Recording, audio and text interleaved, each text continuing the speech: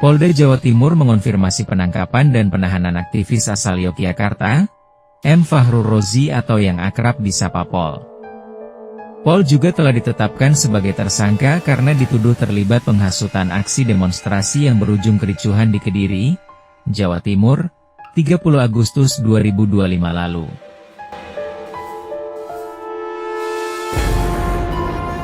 Panggilan apapun, terus selanjutnya dia tidak pernah mendapatkan yang namanya tidak pernah mendapatkan SPDP. Dia tidak pernah mendapatkan apapun bentuknya itu. Jadi yang harusnya dipenuhi menurut KUHAP itu tidak ada. Pertama, panggilan.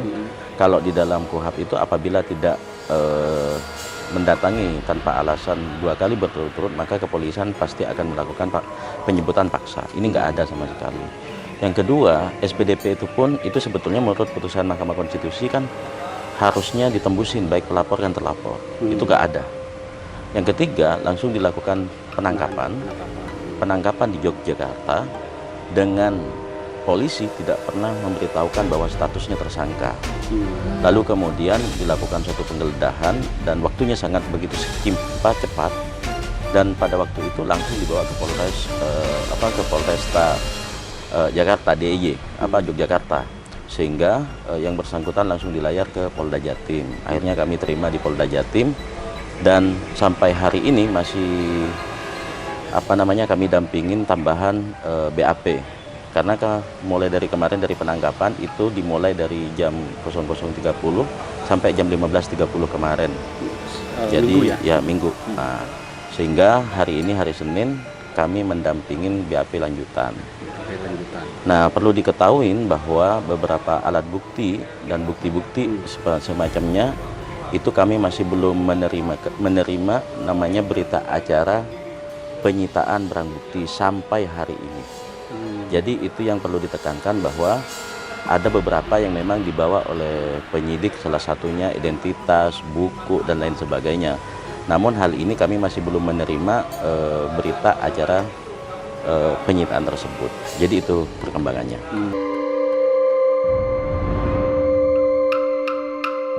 Penangkapan penyidik Direktorat Reserse Kriminal Umum Polda Jatim di rumah Pol di Kecamatan Ngaglik, Kabupaten Sleman, Yogyakarta, pada Sabtu 27 September pukul 15.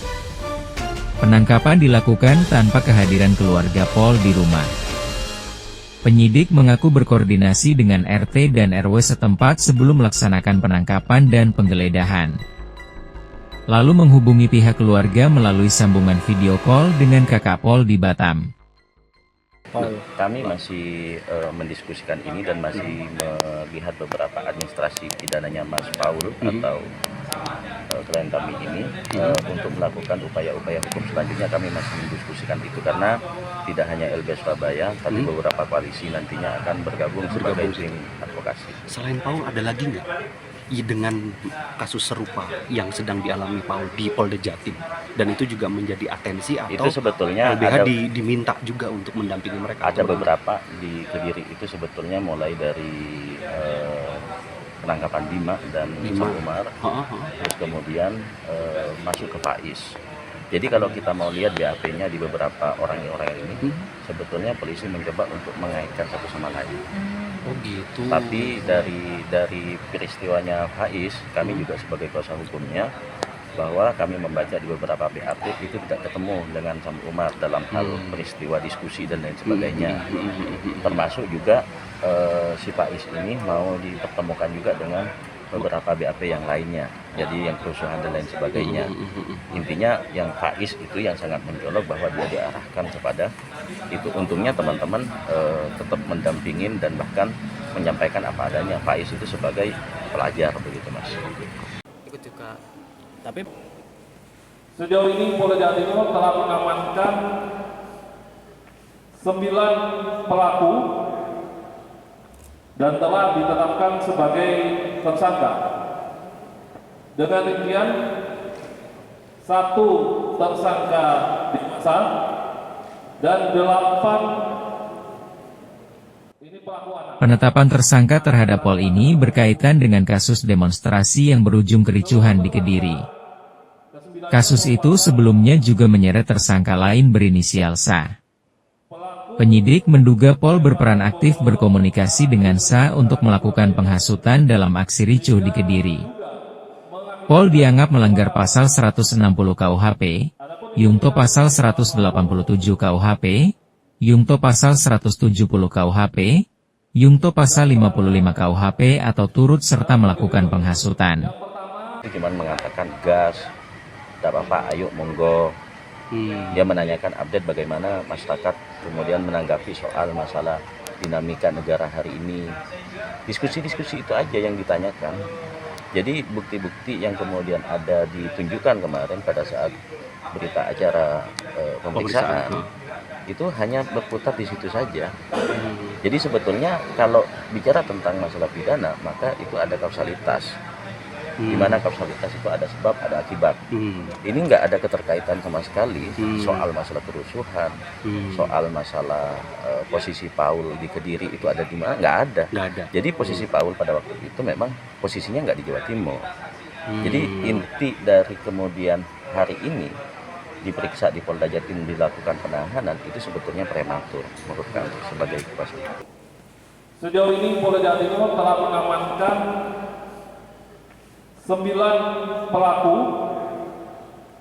dan telah ditetapkan sebagai tersangka. Dengan demikian, 1 tersangka dewasa dan 8 ini pelaku anak berhadapan dengan hukum. Seluruh tersangka. Penangkapan ini dianggap tidak sesuai prosedur hukum. Sebab Pol tidak pernah menerima pemanggilan sebelumnya, sebagaimana diatur dalam Kitab Undang-Undang Hukum Acara Pidana KUHP. Bahwa dalam penangkapan harus ada 2 alat bukti dan menurut KUHP dalam pasal 17 bahwa harus menunjukkan surat perintah penangkapan. Namun ternyata Pol sejak ditangkap tidak mengetahui apa statusnya dan terduga terlibat apa. Yang pertama, tersangka berinisial AEP. Ini merupakan satu-satunya tersangka. Sebetulnya kami ingin sampaikan juga kepada publik bahwa sebetulnya apa kaitannya dengan peristiwa yang ada di Kediri.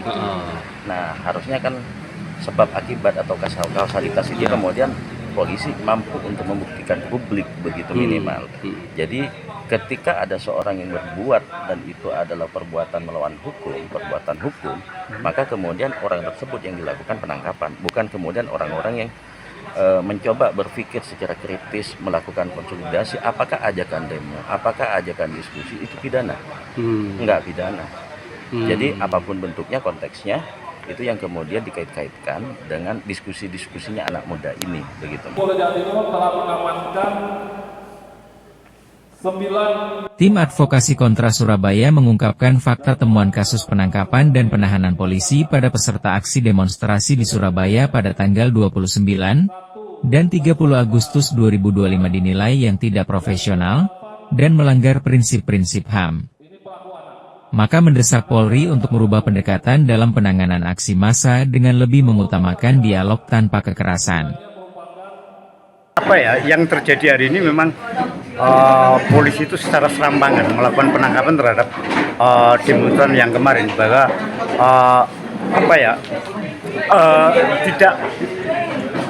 tidak bisa dikatakan anak-anak ini hanya sekedar kriminal ya, karena memang anak-anak ini kan memang termobilisasi bahwa peristiwa kemarin itu adalah peristiwa yang dimana kita nggak tahu sebenarnya siapa menjadi pemicu dan dalam provokasi di baliknya. Nah, saya kira yang perlu dilakukan adalah hari ini adalah kemudian kita meminta agar kemudian polisi tidak segampang itu melakukan penangkapan terhadap para demonstran, karena hampir mayoritas demonstran ini kan sebenarnya yang ditangkap juga tidak terlibat dalam aksi-aksi itu. Mereka ada banyak ya, berdasarkan temuan yang kami temui, misalkan anak-anak ini ada yang karena waktu itu hanya sekedar nonton, hanya sekedar ingin tahu kondisi dan berapanya tiba-tiba ditangkap gitu saja. Apakah mereka terlibat atau tidak terlibat itu kan susah dibuktikan gitu Mas. Pendekatan kekerasan yang polisi lakukan hanya akan memperluas amarah rakyat dan mendelegitimasi kepolisian sebagai aparat penegak hukum yang mampu bekerja secara profesional. Tim Advokasi dan Pemantauan Kontra Surabaya mendesak polisi menghentikan penangkapan sewenang-wenang dan melakukan penyiksaan. Kemudian pemaksaan mencukur rambut hingga gundul terhadap seluruh korban penangkapan. Tidak ada satupun aturan hukum yang membenarkan tindakan tidak profesional ini. Pemaksaan semacam itu merupakan penghinaan terhadap martabat warga sipil. Kira-kira apa langkah kontras berikutnya? Langkah kami yang bisa kami lakukan, pertama kami memang sedang mendampingi beberapa yang ditetapkan sebagai tersangka, dan kami sedang berupaya semaksimal mungkin untuk kemudian terus mendesak agar kemudian pemerintah dalam hal ini, kalau memang pemerintah serius melakukan reformasi polisi, ya sudah bebaskan seluruh tahanan yang ditahan itu agar kemudian bisa diperbaiki soal kinerja kepolisian ini. Gitu. Dari pendampingan dan pemantauan, ditemukan sejumlah fakta penting yang patut menjadi perhatian publik. Aparat kepolisian melakukan penangkapan dan penahanan secara acak terhadap sejumlah warga sipil termasuk anak-anak yang sedang mengendarai motor dan kebetulan melewati jalan atau lokasi yang berdekatan dengan area demonstrasi. Beberapa warga yang ditangkap dan ditahan mengaku tidak sedang mengikuti aksi demonstrasi. Mereka hanya sedang melakukan aktivitas sehari-hari, seperti pulang dari kerja, pergi ke warung kopi bahkan pulang dari pesantren. Para korban penangkapan menerangkan bahwa mereka dihentikan secara paksa, kemudian digelandang ke kantor-kantor Polsek atau Polres. Lalu seluruh korban penangkapan yang ditahan di Polrestabes Surabaya mengalami luka fisik, mulai dari luka di kepala, memar di wajah, badan, hingga kaki.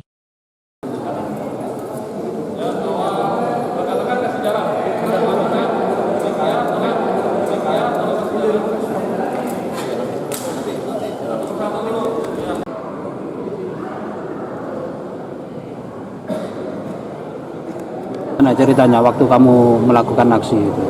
Saya pas di Gradi itu berangkat, terus pas di sana itu mahasiswa itu menyampaikan aspirasi dulu. Setelah itu setelah agak lama itu chaos, dan itu saat itu saya merusak barier, dan itu tertangkap sama drone. Akhirnya setelah itu chaos, lama-lama chaos, kena gas air mata. Itu saya pulang dan besoknya kesini lagi saya yang di Polres itu melihat mahasiswa. Sebenarnya saya nggak ikut saya, tapi ingin melihat, gak sengaja karena saya posisi lagi kerja juga, driver ojol. Terus setelah itu pas saya kayak membela polisi juga, jadi ikut menenangkan orang-orang dan juga sempat menangkap maling waktu itu. Kamu ikut menangkap maling waktu itu malah? Waktu itu depan Polres sempat. Setelah itu setelah saya tangkap itu saya di pinggir kan, itu tiba-tiba di tengah tuh udah chaos, udah rusuh.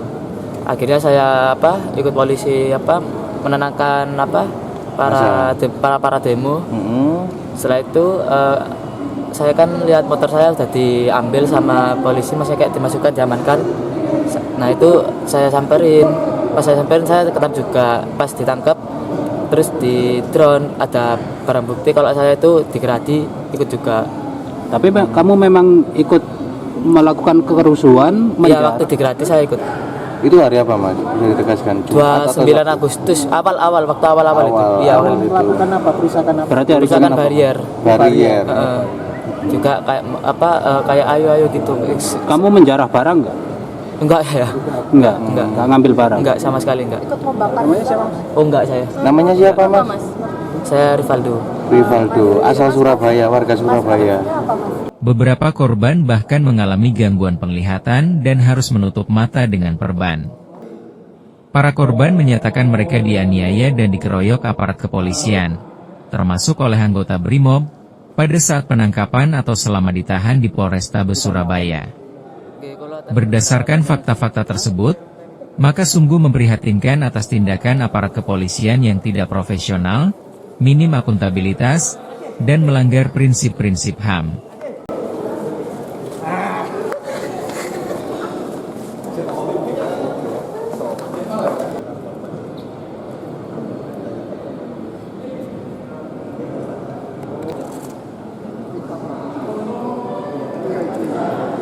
kita tahu bahwa situasi penahanan yang dilakukan oleh kepolisian ini jauh di bawah standar hukum acara pidana, dan justru terkesan memperlihatkan kian abusif dari waktu ke waktu.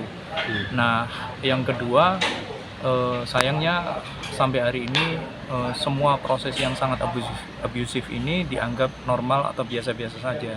Padahal ini adalah jelas tindakan yang bisa dimintakan pertanggungjawaban, dan sungguh sangat disayangkan kalau institusi di internal kepolisian sendiri tidak mau berubah ya. Padahal ini mau ada semangat reformasi kepolisian, tapi dari sini saja kita menyaksikan tidak ada indikasi atau tanda-tanda mau mengubah tentang bagaimana mereka menghadapi respon yang sebenarnya atau aktivis atau aksi yang sebenarnya legitimate ya. Nah, yang ketiga, ini juga perlu dilihat sebagai situasi yang terhubung dengan konteks politik negara yang memang kian menunjukkan kesewenang-wenangan, terutama dengan kekerasan yang terus-menerus terjadi di kepolisian. Ini adalah kaitan dengan soal impunitas yang tidak pernah bisa dimintakan pertanggungjawaban. Kita tahu bahwa mereka tidak sekedar ditahan, tapi begitu banyak kekerasan terjadi di kantor kepolisian. Data yang diungkap Kontras atau data yang diungkap oleh LBH itu sungguh tidak menjadi perhatian. Bahkan mereka yang ditahan juga lebih banyak menunjukkan orang-orang yang sebenarnya tidak terlibat, tidak terhubung, bahkan dicari-cari justifikasi atau pembenarannya melalui buku-buku yang dianggap kiri ya. Padahal buku-buku itu tidak terlalu terlalu bisa untuk dijadikan dasar atau bukti penahanan bagi mereka aktivisnya. Nah, jadi ini sangat politis sekali, dan tentu kita semua sedang mendorong ya tanggung jawab presiden untuk lebih memperhatikan ya soal hak atas rasa aman, hak atas perlindungan hukum untuk sama di muka hukum. Ini yang hari-hari ini begitu rusak ya diperlakukan oleh institusi kepolisian. Penangkapan acak terhadap warga siapapun yang melintas di dekat lokasi demonstrasi merupakan langkah yang kurang tepat. Apalagi muncul tindakan penganiayaan dalam proses penangkapan dan penahanan. Bahkan penyitaan telepon genggam tanpa prosedur hukum sebagaimana diatur dalam KUHP dan peraturan perundangan yang berlaku. Pasca aksi demonstrasi tanggal 29 dan 30 Agustus 2025, terjadi penangkapan sewenang-wenang, penggunaan kekuatan berlebihan, tindakan tidak proporsional, dan pola kriminalisasi sistematis terhadap warga mahasiswa dan pelajar. Bahkan sasaran operasi tidak terbatas pada peserta aksi, tetapi juga menjangkau masyarakat sipil yang sama sekali tidak terlibat, termasuk anak-anak yang seharusnya mendapatkan perlindungan khusus.